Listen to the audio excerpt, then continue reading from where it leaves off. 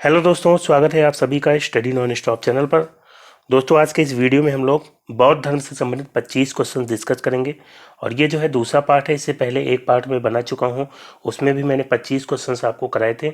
और जितने भी क्वेश्चंस मैं आपको करा रहा हूँ, सारे क्वेश्चन प्रीवियस एग्जाम से पूछे जा चुके हैं, तो सारे ही क्वेश्चन बहुत महत्वपूर्ण हैं।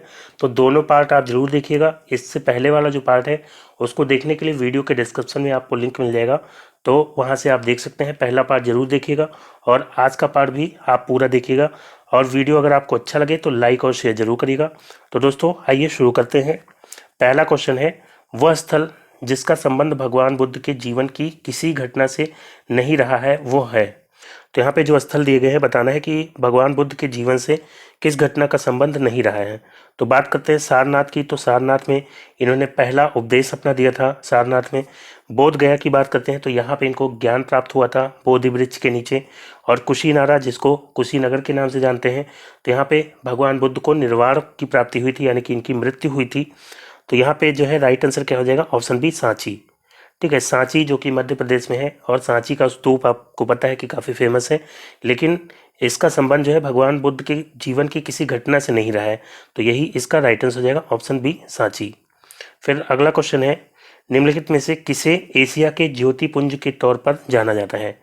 तो एशिया के ज्योतिपुंज यानी कि लाइट ऑफ एशिया के रूप में किसको जाना जाता है, तो गौतम बुद्ध को। तो ए ऑप्शन इसका राइट आंसर हो जाएगा, गौतम बुद्ध। इनको जो है लाइट ऑफ एशिया के रूप में जाना जाता है। और लाइट ऑफ एशिया एक बुक है जो कि एक काव्य पुस्तक है। ये किसके द्वारा लिखी गई है, तो ये भी आप याद रखिएगा, एडविन अर्नोल्ड। ठीक है, एडविन अर्नोल्ड, इन्होंने काव्य पुस्तक लिखी थी जिसका नाम है लाइट ऑफ एशिया। ठीक है, फिर अगला है, गौतम बुद्ध को एक देवता का स्थान किस राजा के युग में प्राप्त हुआ।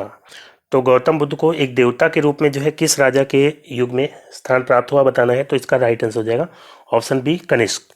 क्योंकि कनिष्क के काल में क्या हुआ था, बौद्ध धर्म जो है दो शाखाओं में बट गया था। एक हीनयान और दूसरी महायान, दो शाखाओं में बट गया। हीनयान में बुद्ध को एक महापुरुष के रूप में मानते थे और महायान में बुद्ध को एक देवता के रूप में माना गया और उनकी पूजा की जाने लगी। ठीक है, तो यहाँ पे बी ऑप्शन इसका राइट आंसर हो जाएगा, क्योंकि कनिष्क के काल में ही हीनयान और महायान शाखाओं में बटा था और महायान में बुद्ध को देवता के रूप में माना गया। ठीक है, और भारत में पहली बार मूर्ति पूजा की शुरुआत जो है किससे हुई, तो बुद्ध की मूर्ति बनाकर ही पूजा करने से ही जो है मूर्ति पूजा की शुरुआत भारत में मानी जाती है।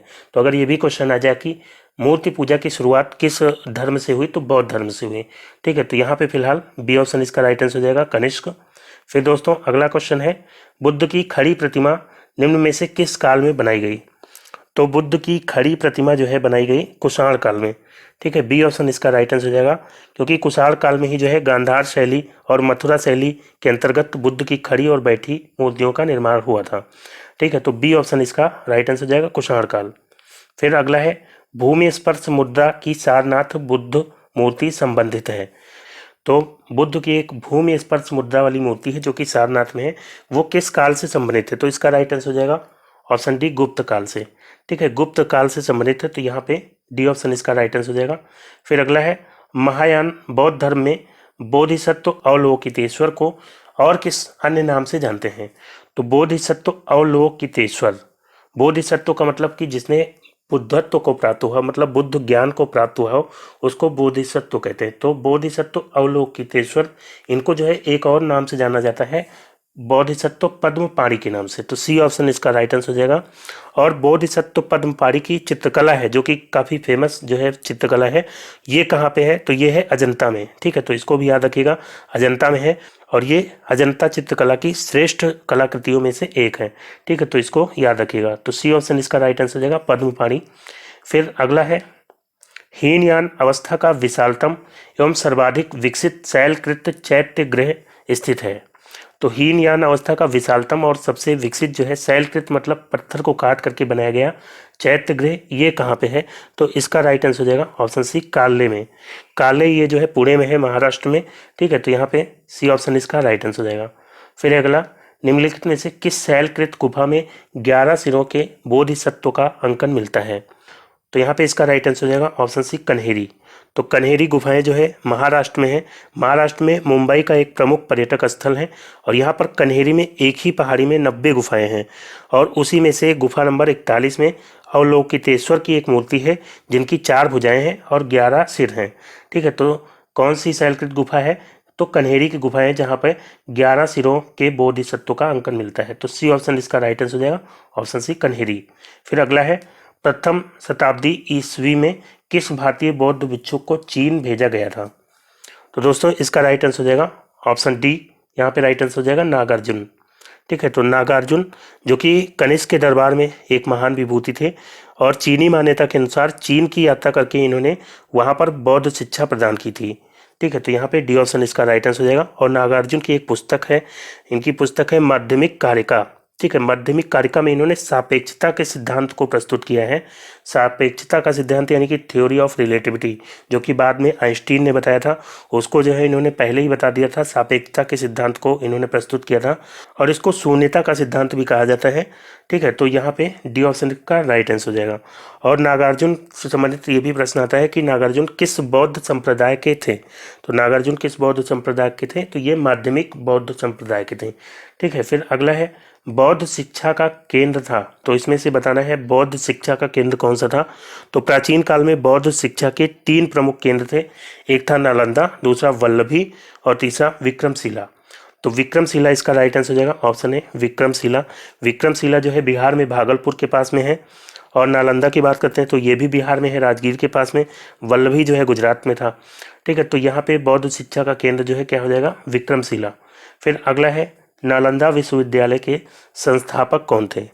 तो नालंदा विश्वविद्यालय के संस्थापक थे कुमारगुप्त। बी ऑप्शन इसका राइट आंसर हो जाएगा, कुमारगुप्त प्रथम। नालंदा विहार जो है ये आपको पता है कि राजगीर के निकट जो है स्थित है और ये 5वीं शताब्दी के बीच गुप्त काल में जो है अस्तित्व में आया था। और हुएनसांग जो चीनी यात्री था उसके अनुसार नालंदा विश्वविद्यालय का संस्थापक कौन था? शक्रादित्य। शक्रादित्य जो है नालंदा विश्वविद्यालय का संस्थापक था। शक्रादित्य की पहचान बाद में जो है कुमारगुप्त प्रथम के रूप में हुई थी। ठीक है, तो इसलिए हम कह सकते हैं कि कुमारगुप्त जो है नालंदा विश्वविद्यालय का संस्थापक था। ठीक है, बी ऑप्शन इसका राइट आंसर है कुमारगुप्त। और कुमारगुप्त की एक और जो है बहुत फेमस उपाधि है महेंद्रादित्य, तो इसको भी याद रखिएगा, महेंद्रादित्य के नाम से भी कुमारगुप्त को जानते थे। फिर अगला है, निम्नलिखित में से कौन सी बात बौद्ध धर्म तथा जैन धर्म में समान नहीं है? तो यहाँ पे दिए गए अहिंसा, वेदों के प्रति उदासीनता, आत्मदमन, रीति रिवाजों की अस्वीकृति। तो बौद्ध धर्म और जैन धर्म की बात करते हैं, इसकी समानता की बात करते हैं, तो अहिंसा जो है दोनों में बताई गई है अहिंसा के बारे में। और वेदों के प्रति उदासीनता, तो बौद्ध धर्म और जैन धर्म दोनों जो है वेदों को नहीं मानते हैं, तो ये भी हो जाएगा। फिर आत्मदमन, आत्मदमन का मतलब हो जाता है तपस्या, तो ये जो है केवल बौद्ध धर्म में है, तो यही इसका राइट आंसर हो जाएगा, सी ऑप्शन। ठीक है, आत्मदमन जो है केवल बौद्ध धर्म में माना गया है, जैन धर्म में नहीं है। रीति रिवाजों को अस्वीकृति, तो रीति रिवाज, धार्मिक कर्मकांड, ये सब जो है बौद्ध धर्म और जैन धर्म दोनों नहीं मानते हैं। ठीक है, तो यहाँ पे सी ऑप्शन इसका राइट आंसर हो जाएगा। फिर अगला है, बौद्ध तथा जैन दोनों ही धर्म विश्वास करते हैं कि, तो यहाँ पे पूछा गया है कि इसमें से क्या है जो कि जैन धर्म और बौद्ध धर्म दोनों ही मानते हैं।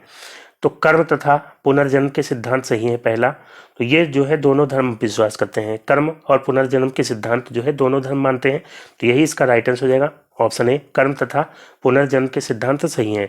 मृत्यु के पश्चात ही मोक्ष संभव है, तो ये जो है दोनों धर्म नहीं मानते हैं, ये जो है जैन धर्म मानता है कि मृत्यु के पश्चात ही मोक्ष संभव है। फिर दिया गया है स्त्री तथा पुरुष दोनों ही मोक्ष प्राप्त कर सकते हैं, तो ये भी जो है दोनों धर्म नहीं मानते हैं, ये जो है बौद्ध में मानते हैं, जैन में नहीं मानते हैं। जैन में मानते हैं कि केवल पुरुष ही मोक्ष प्राप्त कर सकते हैं। फिर है, जीवन में मध्यम मार्ग सर्वश्रेष्ठ है, तो मध्यम मार्ग सर्वश्रेष्ठ है ऐसा जो है बौद्ध धर्म में माना जाता है, जैन धर्म में नहीं। ठीक है, तो यहाँ पे ए ऑप्शन इसका राइट आंसर हो जाएगा, कर्म तथा पुनर्जन्म के सिद्धांत को दोनों मानते हैं। ठीक है, फिर अगला है, सुल्तानी युग में बौद्धों की कौन सी शाखा सबसे प्रभावशाली थी? तो सुल्तानी युग का मतलब कि सल्तनत काल, तो सल्तनत काल में जो है बौद्धों की सबसे ज़्यादा प्रभावशाली शाखा थी वज्रयान शाखा। ठीक है, वज्रयान शाखा ये जो है मध्यकाल में सबसे ज़्यादा विकास इसका हुआ था 8वीं शताब्दी में, और ये जो है सल्तनत काल में बौद्धों की सबसे ज़्यादा प्रभावशाली शाखा थी, तो सी ऑप्शन इसका राइट आंसर हो जाएगा, वज्रयान। फिर अगला है, चैत्य और विहार में क्या अंतर है? तो चैत्य और विहार में क्या अंतर है? तो चैत्य जो है ये होते हैं पूजा स्थल। ठीक है, इसको चैत्य होना चाहिए। चैत्य जो है क्या होते हैं? चैत्य होते हैं पूजा स्थल, और विहार जो होते हैं ये बौद्ध भिक्षुओं का निवास स्थान होते हैं, तो यहाँ पे राइट आंसर हो जाएगा ऑप्शन बी। चैत्य जो है पूजा स्थल होता है, जबकि विहार क्या होता है? निवास स्थान होता है।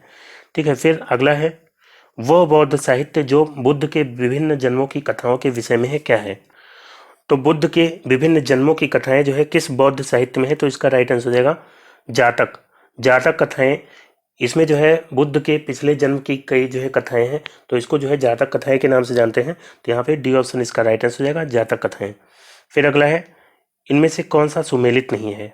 तो यहाँ पे जो है बौद्ध शिक्षा के केंद्र दिए गए हैं और उनके संस्थापक के नाम दिए गए हैं। इनमें से बताना है कौन सा सही सुमेलित नहीं है। तो बात करते हैं नालंदा की। तो नालंदा विश्वविद्यालय, इसकी स्थापना जो है कुमारगुप्त प्रथम ने की थी, जो कि गुप्त वंश से संबंधित थे। तो यहाँ पे ये सही सुमेलित है। फिर दिया गया ओदंतपुरी, ओदंतपुरी विश्वविद्यालय, इसकी स्थापना गोपाल ने की थी। ये जो है पाल वंश के संस्थापक थे। ठीक है, तो यहाँ पे ये भी सही सुमेलित है। विक्रमशिला, तो इसकी स्थापना, विक्रमशिला की स्थापना धर्मपाल ने की थी। ये भी पाल वंश से संबंधित थे। वल्लभी की बात करते हैं तो वल्लभी की स्थापना की थी, अजातशत्रु ने नहीं की थी। तो ये सही सुमेलित नहीं है। ठीक है, तो यही इसका राइट आंसर हो जाएगा। वल्लभी की स्थापना किसने की थी, तो भट्टार्क ने की थी। भट्टार्क जो कि मैत्रक वंश से संबंधित थे। ठीक है, तो भट्टार्क नाम याद रखिएगा। वल्लभी का जो शिक्षा केंद्र है वो भट्टार्क के द्वारा स्थापित किया गया था। ठीक है, फिर अगला क्वेश्चन है, बौद्ध धर्म को भारत में अंतिम राजकीय संरक्षण किस वंश के शासकों ने दिया था। तो बौद्ध धर्म को अंतिम राजकीय संरक्षण जो है किस वंश के शासकों ने दिया था, तो इसका राइट आंसर हो जाएगा बंगाल के पाल। ये ऑप्शन इसका राइट आंसर हो जाएगा, पाल वंश, जिसके संस्थापक कौन थे, गोपाल। ठीक है, तो इनके द्वारा जो है बौद्ध धर्म को अंतिम राजकीय संरक्षण प्राप्त हुआ था। फिर अगला है, भारत से दक्षिण की ओर के देशों में बौद्ध धर्म का कौन सा संप्रदाय प्रचलित हुआ। तो बौद्ध धर्म की बात करते हैं तो दक्षिण की ओर जो देश है, भारत के दक्षिण की ओर, तो वहाँ पे जो है बौद्ध धर्म का कौन सा संप्रदाय प्रचलित हुआ, तो वहाँ पे हीनयान प्रचलित हुआ। ये ऑप्शन इसका राइट आंसर हो जाएगा, हीनयान। ठीक है, और फिर अगला है, भारत से उत्तर की ओर के देशों में बौद्ध धर्म का कौन सा संप्रदाय प्रचलित हुआ। तो भारत से उत्तर की ओर जो देश है उसमें बौद्ध धर्म का महायान संप्रदाय प्रचलित हुआ। तो बी ऑप्शन यहाँ पे इसका राइट आंसर हो जाएगा, महायान। फिर अगला है, कौन सी बौद्ध रचना गीता के समान पवित्र मानी जाती है। तो कौन सी रचना है जो कि गीता के समान पवित्र मानी जाती है, तो इसका राइट आंसर हो जाएगा धम्मपद। धम्मपद जो है बौद्ध धर्म की जो है बहुत ही पवित्र रचना है, जिसको गीता के समान पवित्र माना जाता है। तो बी ऑप्शन इसका राइट आंसर हो जाएगा, धम्मपद। फिर अगला है दोस्तों, बुद्ध चरित, जिसे बौद्धों का रामायण कहा जाता है, इसके रचनाकार कौन है। तो बुद्ध चरित के रचनाकार हैं अश्वघोष। तो यहाँ पे राइट आंसर हो जाएगा ऑप्शन ए, अश्वघोष। फिर अगला है, बुद्ध में वैराग्य भावना किन 4 दृश्यों के कारण बलवती हुई। तो बुद्ध जो है अपने सारथी चन्ना के साथ जो है जा रहे थे नगर भ्रमण के लिए। तो वहाँ पे उन्होंने 4 दृश्य देखे थे, और कौन कौन से थे, तो सबसे पहले उन्होंने एक बूढ़े व्यक्ति को देखा था, फिर रोगी को देखा था, फिर जो है मृत व्यक्ति को यानी कि लाश देखा था, और फिर जो है लास्ट में सन्यासी देखा था।